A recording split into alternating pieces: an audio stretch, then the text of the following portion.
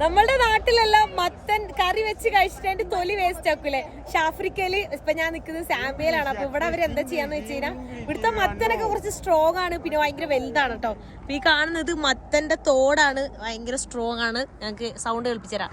ടക് ടക് ടക്. നോക്ക്, നല്ലതാണ്, നല്ല രസമുണ്ട്. ഇത് വിൽക്കാൻ വേണ്ടി വെച്ചേക്കുന്നതാണ് മത്തന്റെ തോട്.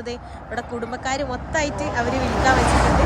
ഇതെന്ന് പറയുന്നത് വെള്ളം കുടിക്കാനല്ല, ഇത് ചെറിയ മത്തനാണ്.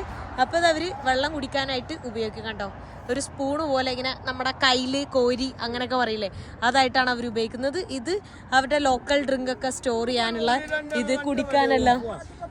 എന്തോ പറയുന്നു, ഞാനിങ്ങനെ വീഡിയോ എടുക്കുന്നത് കേട്ടിട്ട് അവരെന്തോ പറഞ്ഞുകൊണ്ടിരിക്കുകയാണ് കേട്ടോ. ഇവിടെ കുഞ്ഞു പിള്ളേരൊക്കെ ഉണ്ട്. Hi hi.